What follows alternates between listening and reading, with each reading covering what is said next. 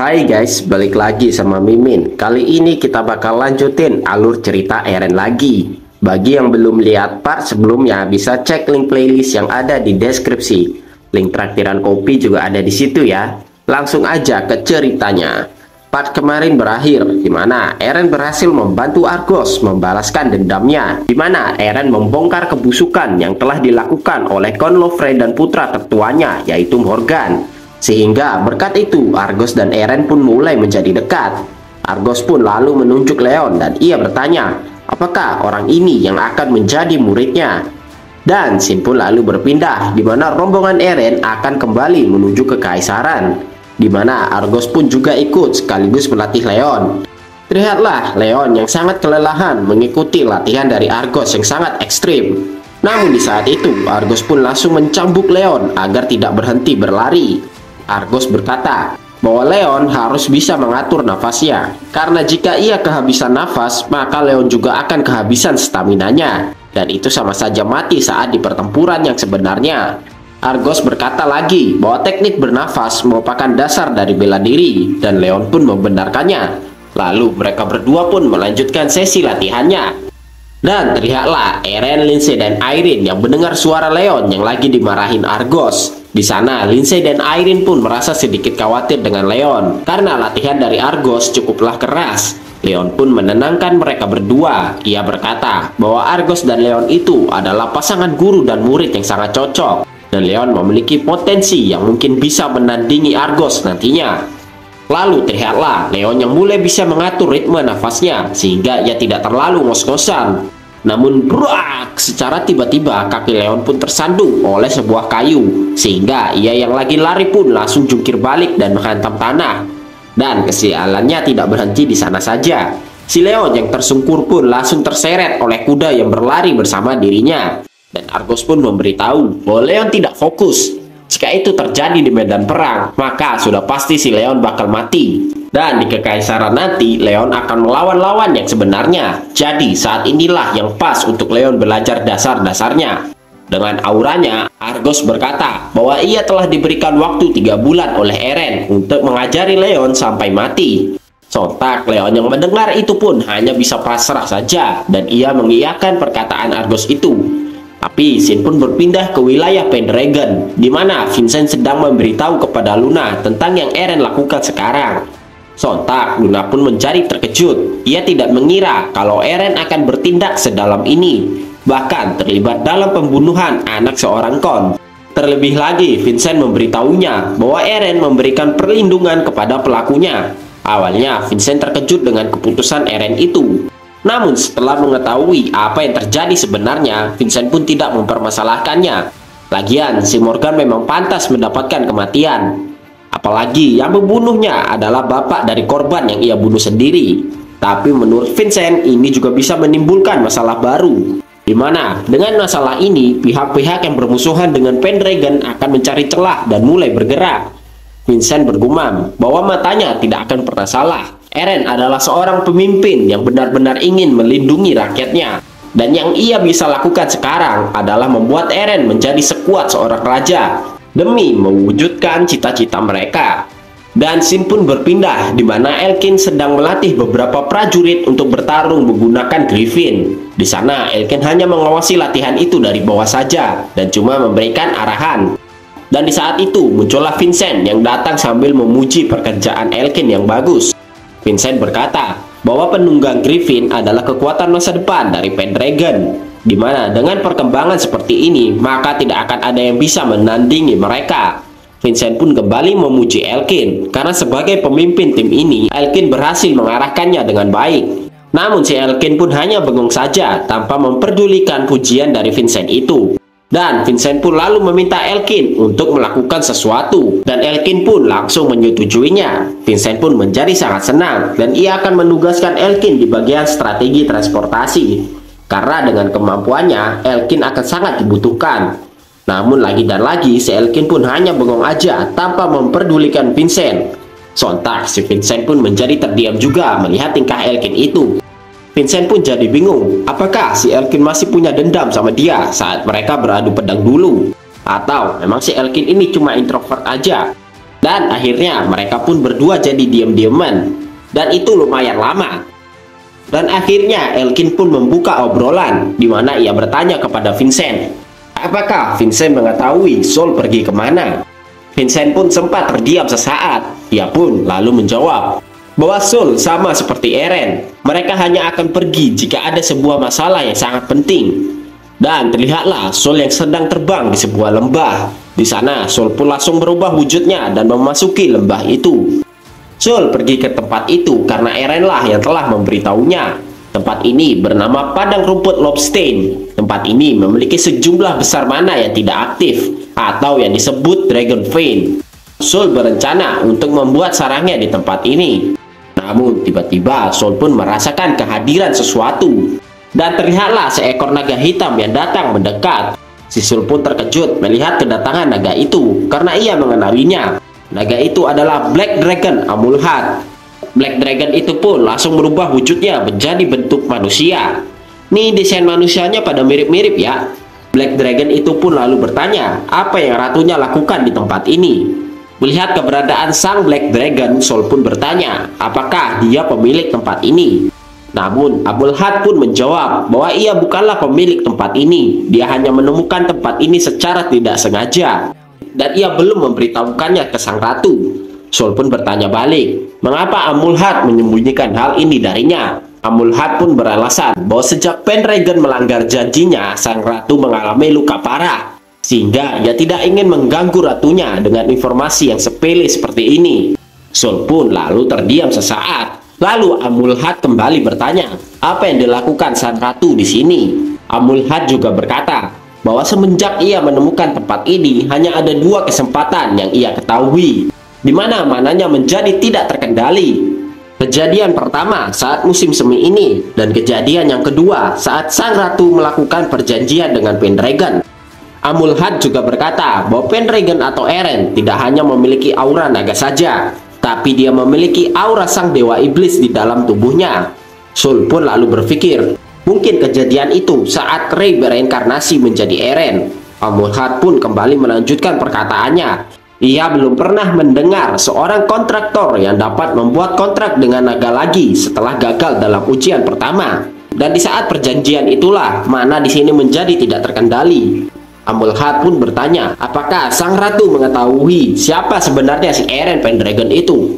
Saul pun sempat terdiam sambil mengingat tentang reinkarnasi dari Eren. Namun Saul berkata bahwa ia tidak bisa menjawab pertanyaan Amulhat itu sekarang. Sontak Amulhat yang mendengar itu pun langsung terdiam dan dia pun hendak pergi. Saat itu Amulhat pun mengingatkan ratunya bahwa kekuatan dewa iblis merupakan hal yang dapat merusak batas antara hidup dan mati. Kekuatan itu dapat mengubah fondasi dunia selamanya, dan tugas mereka sebagai bangsa naga adalah mengawasi Pendragon itu dengan sesama, ucap Amulhat. Saul yang mendengar itu pun memperingati balik Amulhat bahwa apapun yang terjadi, Eren Pendragon tetaplah kontraktor jiwanya, dan Black Dragon Amulhat pun lalu pergi dari tempat ini. Saul pun hanya terdiam saja sambil memikirkan keadaan Eren. Dan Simpul lalu berpindah ke Eren dan rombongannya, di mana orang-orang di sana pun menjadi keheranan saat melihat Leon. Leon sedang berlari bersama kuda-kuda sambil menarik kereta. Si Leon sepertinya sudah tambah mahir berkat latihan yang diberikan Argos. Bahkan saat Argos melemparnya dengan beberapa kacang, si Leon pun dapat menghindari semua kacang itu sambil menjaga kestabilannya. Sambil tersenyum, ia pun berkata kepada Argos bahwa hal semacam itu sekarang tidak akan mempan padanya. Irene pun menjadi kagum dengan perubahan dari Leon itu. Ia memuji kalau Leon hebat.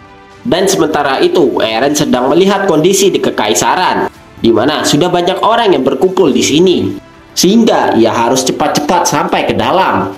Dan terlihatlah mereka yang sudah sampai di depan gerbang masuk Kekaisaran. Mereka semua pun takjub melihat betapa besar dan megahnya ibu kota Kekaisaran. Bahkan Eren menjadi sangat terkejut melihat besarnya ibu kota yang lebih dari perkiraannya. Eren juga terkejut melihat jumlah orang yang berada di luar gerbang, yang mungkin dapat mengalahkan jumlah penduduk di wilayah Pendragon. Sementara itu, Argos pun menjadi malas karena dia nggak begitu suka keramaian. Namun Leon pun menenangkan gurunya itu. karena mereka akan melewati gerbang yang lain. Dan Leon pun lalu menunjuk ke arah gerbang pertama yang akan mereka lewati. Si Irene pun menjadi bingung melihat gerbang itu yang begitu sepi. Dan saat mereka akan melewati gerbang itu, mereka pun dihentikan oleh para penjaga. Para penjaga itu berkata bahwa gerbang ini hanya bisa dilewati oleh bangsawan yang bergelar Count atau di atasnya. Mereka menyuruh rombongan Eren untuk melewati gerbang yang lain. Si Argos pun udah jadi malas. Ia pun lalu meminta Eren untuk menyelesaikan masalah ini. Dan Eren pun lalu turun dari kereta kudanya. Para penjaga itu pun langsung terkejut melihat kemunculan Eren. Namun tiba-tiba dari dalam gerbang terdengarlah sebuah suara trompet yang memecahkan telinga. Orang-orang pun langsung menutup telinganya saat mendengar suara trompet itu yang sangat keras. Bahkan si Argos ngamuk-ngamuk karena suara trompetnya gak santai. Memang babi yang kau nih. Leon menjelaskan bahwa trompet ini akan dibunyikan saat seseorang dari keturunan langsung keluarga kerajaan atau seorang duk datang kemari. Dan gerbang itu pun lalu terbuka dan terlihatlah sebuah kereta kuda yang keluar dari gerbang itu. Dan wush, seseorang pun langsung turun dari kereta itu dan langsung menghampiri Eren. Rupa-rupanya orang itu adalah Pangeran Ian. Pangeran Ian pun lalu menyambut kedatangan Eren. Ia berkata, "Selamat datang Kadal Putih, Duke Pendragon." Dan Eren pun membalasnya, "Senang bertemu denganmu, Koceng Garong, Pangeran Ian."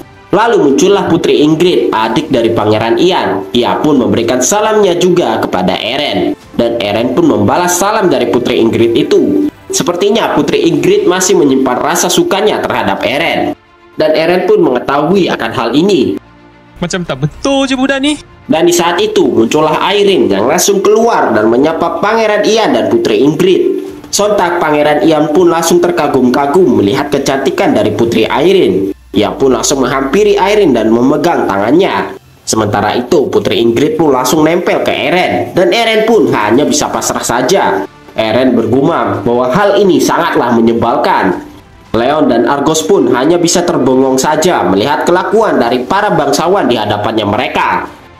Dan scene pun lalu berpindah ke dalam kerajaan, di mana untuk menyambut kedatangan Eren, Pangeran Ian pun mengadakan jamuan makan. Cuma berempat tapi. Pangeran Ian berkata bahwa akhir-akhir ini Eren menjadi bahan perbincangan.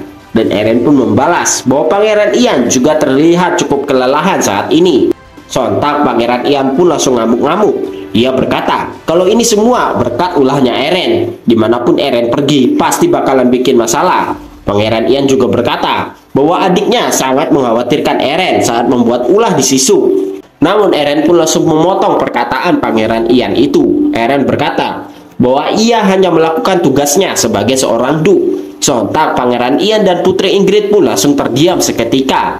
Pangeran Ian pun menjadi mode serius. Ia bertanya, apakah pelaku dari insiden di Sisuk sudah Eren tangkap? Dan Eren pun membenarkannya. Pelakunya Ruth Talon dan dia akan membawanya kemari. Pangeran Ian pun menjadi khawatir. Bisa saja nanti mereka diserang saat menuju kemari. Namun Eren pun menenangkan Pangeran Ian karena para bawahannya adalah orang yang sangat kompeten. Pangeran Ian pun lalu memperingati Eren karena ia sekarang memiliki banyak musuh, dari Count Lofre sampai Gubernur Segunda yang memiliki pengaruh di Kekaisaran. Ia juga memberitahu Eren bahwa untuk upacara penghargaan kali ini keluarga Lindegor dan Duke Arangis akan datang kemari. FYI, mereka ini salah satu dari 5 Duke Kekaisaran. Sontak Eren pun menjadi sangat terkejut saat mendengar perkataan Pangeran Ian itu. Arangis itu bapaknya Toleo ya. Pangeran Ian pun menjadi sama kebingungannya. Kenapa Berduk dan si Dragon Duke tiba-tiba datang ke acara seperti ini? Berduk itu Lindegor ya. Pangeran Ian heran karena biasanya mereka berdua nih nggak mau tertarik sama acara kekaisaran. Namun Eren pun berkata sesuatu kepada Pangeran Ian. Eren meminta sesuatu kepada Pangeran Ian. Eren meminta Pangeran Ian untuk mengumpulkan para kesatria terkuat di Kekaisaran. Dan sementara itu, scene berpindah ke Leon dan Argos, di mana Leon akhirnya berhasil memecahkan kacang kenari dengan tangan kosong. Melihat itu, Argos pun memanggil Leon untuk mendekat, dan Argos pun langsung memberikan 3 buah kacang kenari kepada Leon. Argos menyuruh Leon untuk menghancurkan 3 kacang itu sekaligus, dan ia menyuruh Leon untuk melakukannya dalam kurun 10 hari. Leon pun menjadi shock dan ia cuma bisa ngangguk-ngangguk doang. Tapi sepertinya si Leon masih mau nego sama Argos. Dan Argos pun langsung memberikan contoh caranya kepada Leon. Lalu dengan mudah ia pun langsung menghancurkan 3 kacang itu. Argos berkata bahwa seorang petarung yang tidak memiliki genggaman kuat, maka ia sama seperti kesatria yang tidak bisa menunggangi kuda. Sontak Leon pun langsung pasrah dan gak nego lagi. Tapi scene kembali ke Eren dan Pangeran Ian, di mana Pangeran Ian bertanya siapa mereka berdua. Dan Eren pun memperkenalkan mereka berdua sebagai kesatria Pendragon. Pangeran Ian pun langsung menyadari bahwa Argos adalah kesatria yang telah mengalahkan Morgan di wilayah Alice. Dan untuk Leon, Pangeran Ian juga sedikit mengenalinya. Pangeran Ian mengingat kalau Leon adalah badut kekaisaran dari keluarga John Bolt. Namun Eren pun langsung berkata bahwa Leon bukanlah badut kekaisaran lagi. Dia sekarang adalah kesatria dari Pendragon. Eren menambahkan, walaupun si Leon kelihatan kayak pelawak, tapi ia akan menjadi sekutu yang kuat untuk pertarungan yang akan datang. Pangeran Ian pun berkata bahwa itu adalah penilaian yang cukup tinggi dari Eren. Dan Eren pun hanya tersenyum saja. Dan sementara itu, scene pun kembali ke Argos dan Leon, di mana Argos kurang merasa nyaman dengan tempat semacam ini. Kemewahan dan tempat glamor kurang cocok baginya. Namun Eren pun lalu memanggil Argos dan Leon. Eren berkata bahwa ia telah mendapatkan persetujuan dari Pangeran Ian untuk melihat suatu tempat. Dan scene pun lalu berpindah ke tempat latihan para kesatria kekaisaran. Kesatria kekaisaran diberi nama Golden Lion. Dan terlihatlah para prajurit yang sedang melakukan sesi latihan dengan amat serius. Sontak Argos pun menjadi sangat senang melihat situasi ini. Argos pun menyuruh Leon untuk bermain sedikit dengan para kesatria itu sebagai lawan tandingnya. Lalu saat mereka akan memasuki area latihan, datanglah seseorang yang menghampiri mereka. Dia adalah kapten dari Ordo Golden Lion, Count Granit. Count Granit pun lalu menyambut kedatangan Pangeran Ian dan yang lain. Dia bertanya, siapakah orang yang berada di belakang Pangeran Ian? Pangeran Ian pun memperkenalkan Eren. Dia adalah Eren Pendragon. Dan tak lupa, ia juga memperkenalkan Argos dan Leon. Pangeran Ian memberitahu Count Granit bahwa Eren dan yang lain ingin melihat tempat latihan dari Golden Lion. Jadinya ia membawa mereka kemari. Count Granit pun akan memandu mereka dengan baik. Dan scene pun lalu berpindah di mana Eren dan Pangeran Ian sedang berkeliling di tempat latihan. Dan terlihatlah Eren yang sedang memperhatikan setiap prajurit di sana. Mulai dari prajurit jarak dekat, pemanah, pasukan berkuda, bahkan penunggang Griffin. Melihat ekspresi Eren yang seperti itu, Pangeran Ian pun bertanya, apa pendapat Eren tentang pasukan Golden Lion? Count Granit menambahkan bahwa semua prajurit ini diambil dari keluarga bangsawan dan keluarga kesatria, dan mereka telah mengumpulkan orang-orang terbaik untuk menjadi pasukan elit. Dan Pangeran Ian pun menjadi songong sedikit. Ia berkata bahwa prajurit dengan tingkatan seperti itu sudah biasa di pasukan kekaisaran. Namun si Eren pun masih terdiam saja. Dan Simpul lalu berpindah ke tempat Argos dan Leon, di mana mereka melipir sendiri. Leon pun bertanya mengapa mereka tidak mengikuti Eren saja. Namun Argos menjawab bahwa tempat ini adalah yang terbaik bagi mereka. Argos pun lalu menyuruh Leon untuk berhenti memecahkan kacangnya. Dan Leon pun berhenti. Tapi gedubrak, seorang prajurit pun tiba-tiba terjatuh di hadapan Leon dan Argos, yang membuat mereka menjadi terkejut. Lalu datanglah seseorang yang meminta maaf atas kejadian itu. Dia adalah salah satu pelatih di sini. Pelatih itu pun sontak terkejut saat melihat ke arah Leon, dan dia pun lalu mendekati Leon. Dia berkata kalau mengingat wajahnya Leon. Dia pun lalu menambahkan bahwa dia tidak terlalu mengingatnya karena dulu Leon selalu menggunakan riasan di wajahnya. Sambil tertawa, pelatih itu pun berkata kalau Leon adalah putra tertua dari keluarga John Bolt. Sontak Leon yang mendengar itu pun langsung minder. Para prajurit di sekitarnya pun lalu membicarakan tentang Leon. Dengan nada mengejek, pelatih itu berkata kalau ia pernah menonton penampilan Leon dan menurutnya itu sangatlah lucu. Leon pun langsung terdiam karena ia serasa dihina oleh pelatih itu. Pelatih itu pun tidak berhenti mengejek Leon. Dia bertanya, apa yang Leon lakukan di tempat semacam ini? Apakah dia mau ganti job atau bagaimana? Tapi menurutnya Leon tidaklah cocok menggunakan tombak ataupun pedang. Dan dia pun tertawa dengan keras sambil mengejek bahwa Leon lebih cocok untuk menjadi pelawak saja. Namun sebuah kacang pun langsung mendarat di tangan pelatih itu. dan Argoslah yang melemparkannya untuk membuat pelatih itu terdiam. Argos pun berkata bahwa mereka kemari untuk menunjukkan ini. Sontak pelatih itu pun menjadi kebingungan sambil melihat-lihat kacang di tangannya. Argos menjelaskan bahwa sebagai petarung mereka melatih tangan mereka sekuat mungkin, yang hanya dengan satu serangan saja mereka dapat langsung menghancurkan tulang-tulang musuh. Ucap Argos sambil menghancurkan kacang di tangannya. Argos pun lalu membuang serpihan kacang itu sambil berkata, dengan begini maka mereka tidak memerlukan senjata yang menyusahkan seperti pedang ataupun tombak. Argos kembali berkata bahwa mereka bisa bertarung kapan saja, di mana saja, untuk memutuskan teknik siapa yang lebih kuat. Merasa tertantang, pelatih itu pun mencoba untuk menghancurkan kacang di telapak tangannya. Namun seberapa keras pun ia mencoba, usahanya itu pun hanya sia-sia. Argos pun langsung menyuruh Leon untuk menunjukkan caranya kepada pelatih itu. Dan brak! Dengan gampangnya Leon dapat menghancurkan kacang itu. Sontak orang-orang di sana pun menjadi terkejut dengan kemampuan Leon. Dan Argos menambahkan bahwa ia yakin dalam 3 bulan saja Leon dapat mengalahkan pelatih itu. Sontak pelatih itu pun tersulut emosi dan ia akan menyerang Argos. Namun dengan pergerakan yang sangat cepat, Argos pun menahan pedang pelatih itu dan satu tangannya langsung diarahkan ke mata pelatih itu. Argos pun memperingati pelatih itu untuk jangan macam-macam. Sontak pelatih itu pun langsung gercep saat ia diberi peringatan oleh Argos. Leon pun menjadi sangat kagum dengan apa yang gurunya lakukan itu. Namun tiba-tiba datanglah Count Granit bersama Eren dan Pangeran Ian. Dia bertanya apa yang sedang terjadi di sini. Si pelatih itu pun malah playing victim, di mana ia menyalahkan Argos dan Leon karena menurutnya mereka telah menghina pasukan Golden Lion. Namun Argos pun langsung membalas bahwa keberadaan seseorang seperti pelatih itu adalah penghinaan bagi pasukan Golden Lion. Sontak pelatih itu pun tidak terima dan akan menyerang kembali. Namun Pangeran Ian pun menghentikannya. Pangeran Ian berkata, untuk menyelesaikan masalah ini, bagaimana jika kapten dari masing-masing pasukan harus berduel untuk memastikan siapa yang benar? Count Granit pun menjadi kebingungan. Sebenarnya apa yang direncanakan oleh Pangeran Ian? Sementara itu, Eren pun sudah menebak kalau Pangeran Ian sudah merencanakan hal ini dari awal. Argos pun menjadi tertarik karena sepertinya bukan mereka saja yang ingin bermain-main. Dan duel antara Count Granit melawan Eren pun akan dilanjutkan di part selanjutnya.